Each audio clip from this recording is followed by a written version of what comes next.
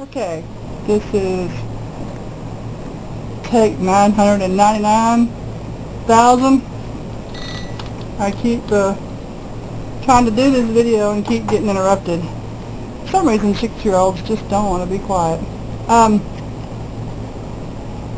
By the time you get to this video, you will know that I am Crazy Gardener, and I really wanted to do a video out in the garden, but if you saw my garden right now, you'd go, "What garden?" It's horrible. It's horrible. More weeds than garden. I've been mowing them down every day, trying to get rid of the grasshoppers, and it's working in some areas. In other areas it's not, and there's just so much pasture out there around the garden that I don't know. We'll see.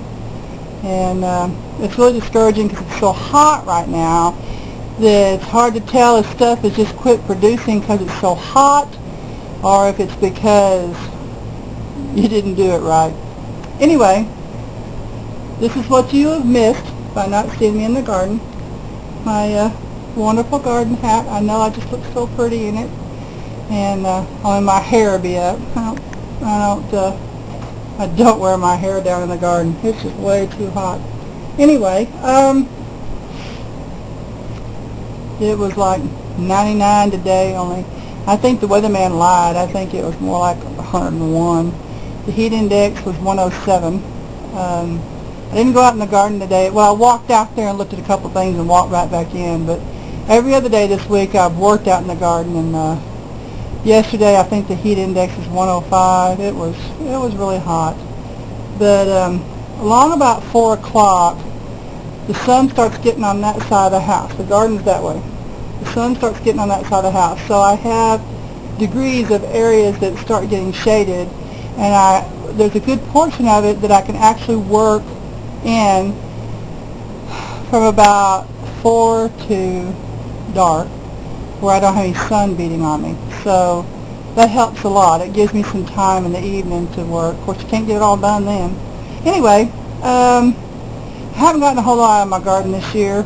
I started getting some squash, and then the weeds claimed the squash.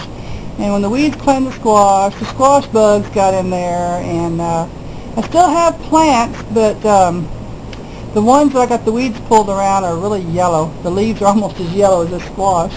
But I have been watering with compost tea, so they're starting to turn green, and I don't know. We'll see. Anyway, here's 2 squash that I got the other day.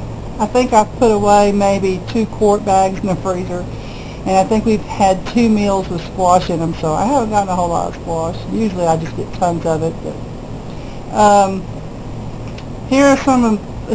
this is what's led to some of my biggest potatoes. I call these new potato size. These are my biggest potatoes. And here's some little ones. And I got a lot of little marble size that I don't even eat.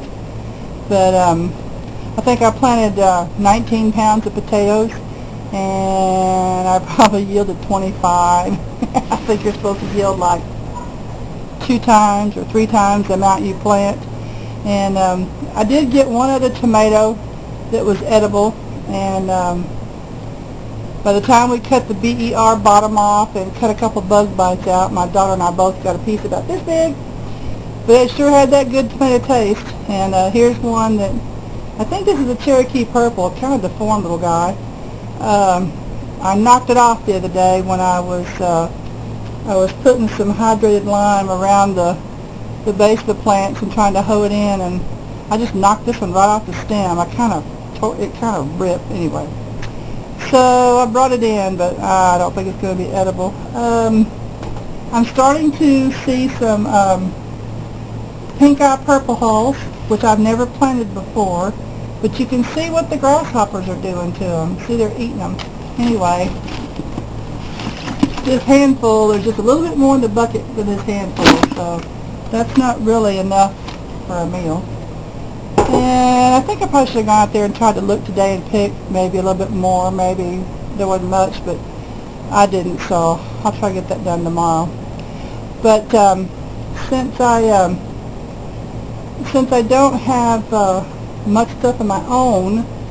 We had July 10th, they had the Parker County Peach Festival, and they have it every year, and they've had it for years and years and years and years and years. And it used to be a watermelon and peach festival, and way back in the day, way back there, they had a huge sign on the square, the courthouse square, that said something about watermelon capital or something, and it was a big old tin sign of a watermelon.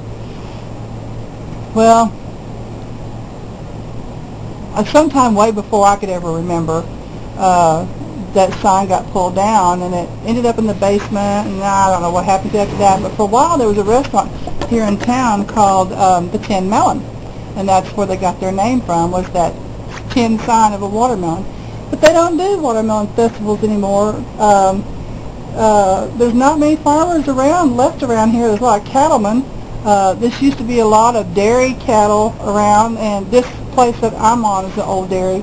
There's not many dairy farmers left around, mostly cattle, beef cattle. And there used to be a lot of peanuts here, but they don't grow peanuts anymore. They don't do the watermelons hardly anymore. I mean, a few little farmers do, but not on the grand scale that they did before. And so, anyway, during the Peach Festival, the peaches here in Parker County are usually just sky high, cost-wise. And, of course, I always want to buy peaches during the Peach Festival.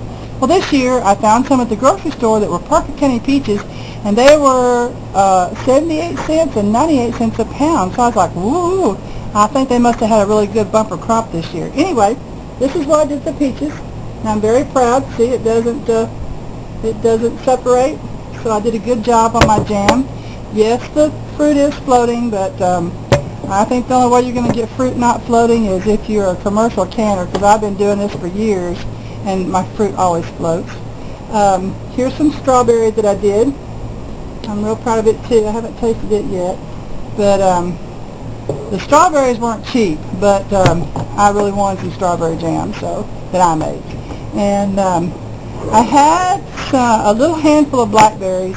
A lady gave me a big old bag of blackberries, and my daughter made a blackberry cobbler, which we put vanilla ice cream on. I used to die for it. It was so good. Anyway, I had a little handful of blackberries left over, and it really wasn't enough for cobbler, so I took some cherries and some blackberries and the leftovers. I had a little bit of leftover strawberries, and I made this like double berry jam. Now this one's not doing. Yeah, see, you can see right there where it's still. It didn't. I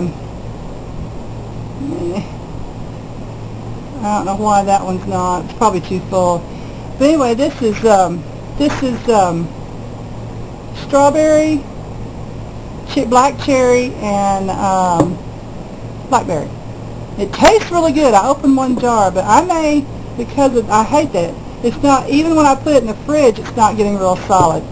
So I may open up the jars that are left, and I wasn't going to worry about it because, you know, when you open a jar, you put it in the fridge, and it usually gets a little bit more solid, but that didn't. Even when I put it in the fridge, it didn't. So I guess I'll be redoing that.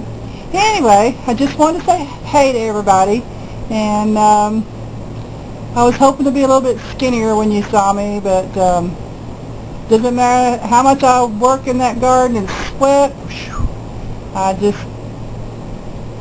I ain't gonna be skinny anytime soon. Anyway, so I just decided that you either love me like I am or you won't. So anyway, hope everybody has a really good gardening year. Hope everybody stays cool and nobody has heat stroke. And Donald, I have to give it to you. You make some mighty fine videos. It's not easy.